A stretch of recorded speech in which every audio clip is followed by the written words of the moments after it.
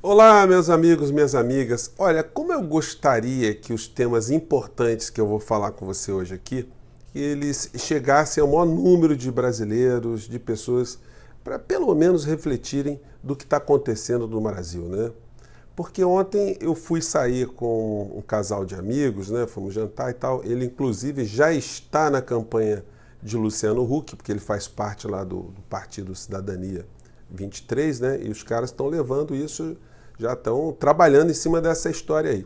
Então a gente ficou discutindo sobre problemas nacionais e ele demonstrou uma certa perplexidade, uma espécie de surpresa, quando eu mencionei que existe aqui no Brasil todo um tratamento geopolítico de governos estrangeiros, de grandes corporações que veem no Brasil aqui um espaço para fazer negócio e para sugar o sangue do povo brasileiro. Ele achou que isso era meio teoria da conspiração, né?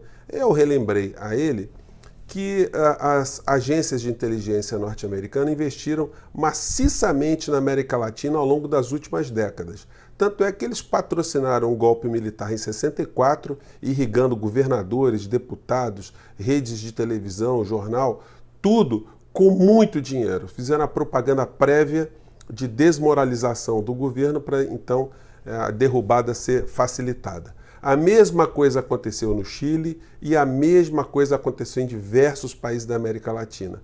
E eles têm orçamento para isso, né, gente? Quando a gente vê aqui a matéria no Globo, quando foi o vazamento do Wikileaks, que ele demonstrou ali que o orçamento da CIA era de 52 bilhões e 600 milhões de dólares. Gente, é muito dinheiro.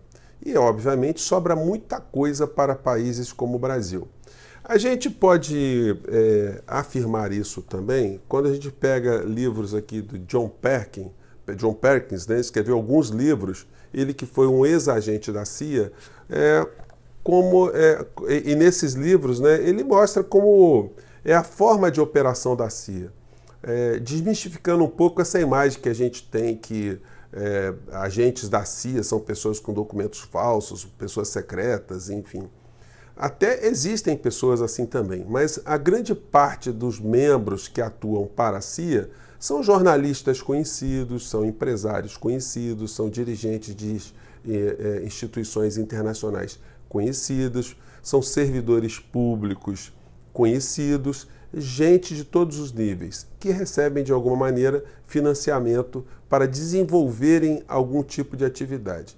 E num país como o nosso, a atividade principal é emburrecer o povo brasileiro, é neutralizar o Brasil para que o Brasil não se transforme numa nação que possa ameaçar de algum modo a estrutura de poder das grandes economias, das grandes potências econômicas. John Perkins, quando ele explica para a gente como é o propósito, o objetivo da CIA, ele fala aqui num pedaço do livro. Nós, os assassinos econômicos, né, que é a sigla em inglês que eles usam lá para se autodefinirem, né, trabalhamos de várias maneiras, mas a nossa tarefa mais comum é identificar países com recursos que as nossas corporações cobiçam. Para isso, seduzimos, subornamos e forçamos seus líderes a explorar o próprio povo e aceitar empréstimos que o país nunca poderá pagar, a privatizar bens nacionais, a legalizar a destruição de ambientes frágeis e, finalmente, a vender para as nossas corporações a preços de pechincha os recursos por elas cobiçados.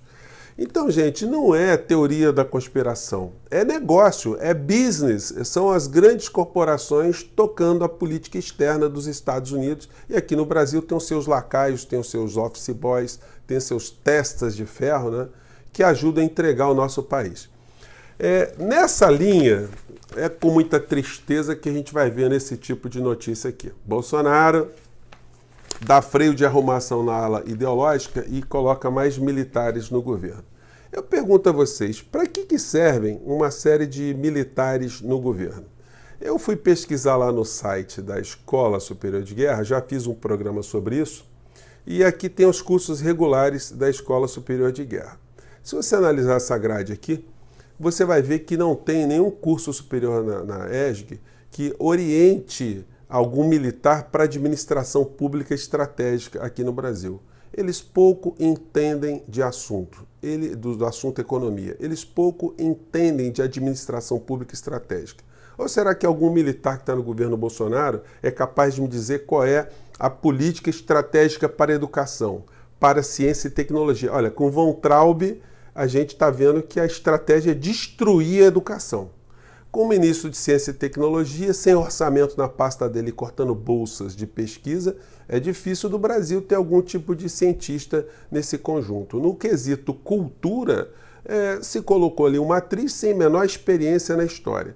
Quando pega as relações exteriores, a gente tem um ministro ali que não passa nenhum teste psiquiátrico. E quando você vai para a área de economia, que irrigaria todas as outras áreas, você tem aí um legítimo representante das corporações internacionais no Brasil, que está torrando o nosso país sob os olhos desses militares, cuja única função é conferir um pouco mais de legitimidade, de honradez, de seriedade para um governo entreguista, ou seja, estão sendo utilizados como bucha. Nenhum militar tem nenhum tipo de comando estratégico em nenhuma área do governo brasileiro. Os que estão sendo utilizados dentro do governo estão se prestando ao único propósito de ganharem um dinheirinho melhor nos seus salários, mas ajudarem que o nosso país seja entregue cada vez mais e perca cada vez mais a nossa soberania, cada vez mais o Estado brasileiro desmantelado, cada vez mais as nossas crianças sem perspectiva de uma educação melhor,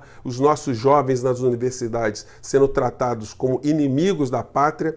Então é difícil a gente evoluir nesse quesito, né? E uma das coisas tristes que a gente conversa também diz respeito nesse caminho aí, nesse quesito entrega do patrimônio brasileiro. A gente está tendo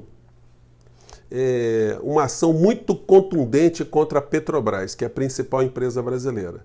E o discurso que amigos meus da classe média já incorporaram é que tem que privatizar, porque esse negócio de petróleo estatal é coisa das antigas. Olha, só que tem um negócio. Quando você pega a relação das principais empresas de petróleo no mundo, das 25 principais empresas, 19 são estatais. Ou seja, país soberano, que tenha governo soberano e que tenha gente cuidando da estratégia dos seus países, não está entregando petróleo a preço de banana, né? As outras empresas privadas, se tem uma aqui que é da Inglaterra, que foi privatizada pela Margaret Thatcher, você tem a Shell e depois as outras são americanas. Os Estados Unidos não tem empresa estatal de petróleo, né? Bom, mas a gente dando um olhar aqui para a América Latina, a gente vê que nem tudo está perdido. Primeiro que os argentinos, eles estão dizendo que não vão se submeter às corporações internacionais, ao Fundo Monetário Internacional, para equacionar a dívida da Argentina, suprimindo direitos do povo argentino. Eu vi ontem o presidente Alberto Fernandes, que tem uma matéria aqui do El País, né, que o FMI também não está querendo recuar, mas a coisa vai ficar complicada por lá. Na contramão do que está acontecendo no Brasil, eu gosto de trazer o que está acontecendo na Argentina, porque eles estão enfrentando esse abismo que se apresentou para eles. O neoliberalismo fez exatamente o que John Perkins diz que as grandes corporações, a CIA, o governo americano fazem com países periféricos, e agora eles estão tentando sair do buraco.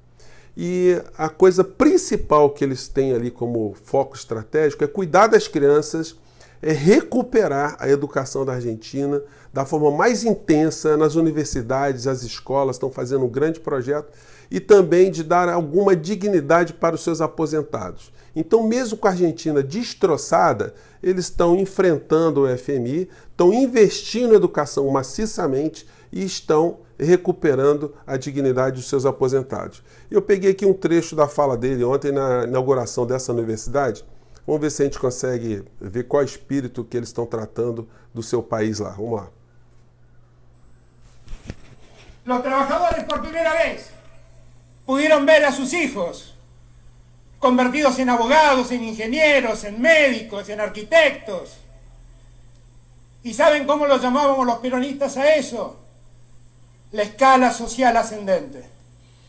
O que ele está dizendo? Né? Que eles estão recuperando essa ideia de que cada geração tem que ser melhor do que a outra. E para isso você tem que investir em educação, você tem que formar cada vez mais gente qualificada. Né? Vamos seguir aqui.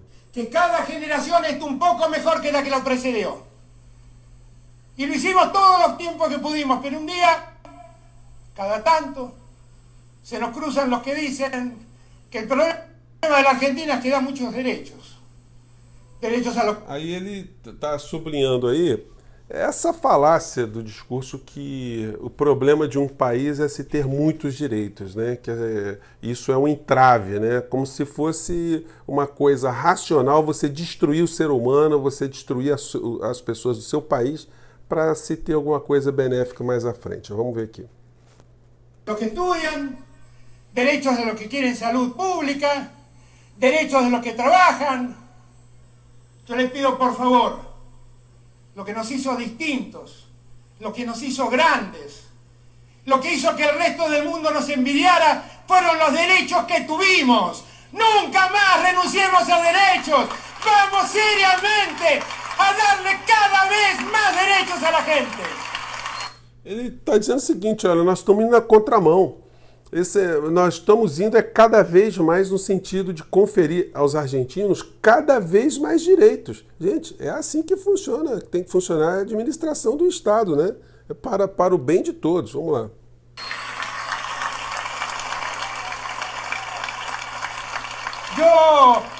Yo celebro, después de tomar un poco de algo, yo celebro estar aquí. Es un día de alegría.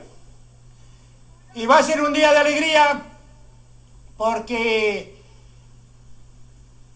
empecé la mañana desayunando con Cristina, que llegó de Cuba, y repasamos todo. Ele está dizendo que é um dia de alegria, se encontrou com a Cristina Kirchner, a vice dele, né? Seguí almorzando con un grupo de colaboradores para ver cómo encarar los días que vienen. Aí ele estava com um grupo de auxiliares, de colaboradores, para ver o que vão fazer pela frente, né? Les dije me voy a Hurlingham porque ahí estamos inaugurando una sede de la universidad. Y esto es un hecho formidable para alguien. Aí ele falou, olha, estou indo para Hurlingham para fazer a inauguração de uma universidade. Que además se educó y educa en la universidad pública. Y ahora, en cuanto los deje a ustedes, nos vamos rápidamente a Casa de Gobierno para contarle a los jubilados que van a tener su aumento y para contarle a los jubilados que van a tener los medicamentos gratis que les prometí. Ele está dizendo que depois dessa cerimônia ele vai para a Casa Rosada, a sede da presidência argentina, né? Para dizer para os aposentados, que eles chamam de jubilados, né, jubilados, para informar que eles vão ter um aumento de 13% no que eles recebem e o medicamento grátis. E depois eu vi numa rede de televisão os economistas dos jornais falando, mas e a questão fiscal? Eu falei, olha, isso aí não é gasto, isso é investimento, investir em criança, investir nos nossos velhos, eles acabam tendo dinheiro para poder comprar outras coisas importantes que acaba girando a economia argentina, né? Vamos lá. Así que hoy disfrutemos. Hoy Hurlingham es mejor. Hoy es mejor la provincia de Buenos Aires. Hoy es mejor cada chico que estudia acá. Hoy son mejores los derechos de nuestros abuelos. Y así entre todos, poco a poco, vamos a hacer la Argentina que nos merecemos. Gracias Juanchi, gracias Jimmy, gracias a todos y a todas. De corazón, gracias. Então, meus amigos, minhas amigas, os nossos humanos aqui, eles têm projeto, eles estão indo, eles estão cuidando das duas pontas, estão cuidando dos seus velhos e estão cuidando das suas crianças. Aqui a gente tem que cuidar dos nossos internos no grande manicômio que virou o governo federal e que está conduzindo as nossas vidas, né? Eu espero, como eu disse a vocês, cada vez mais jogar luz sobre esses temas, cada vez mais comparar o que está acontecendo em outros lugares, mostrar que é possível o Brasil ter um caminho melhor e que a gente possa, aqui dentro do nosso espaço, né, cada vez mais enfrentar, né, esse massacre que os grandes meios de comunicação fazem conosco, transformando nossos amigos, as pessoas que estão muito próximas da gente, de pessoas absolutamente equivocadas, enganadas e que só vão perceber isso quando lá na frente elas tiverem grandes dificuldades. Gente, eu fico por aqui. Se você gostou, se inscreva, dê o joinha e vamos em frente. Um grande abraço, tchau!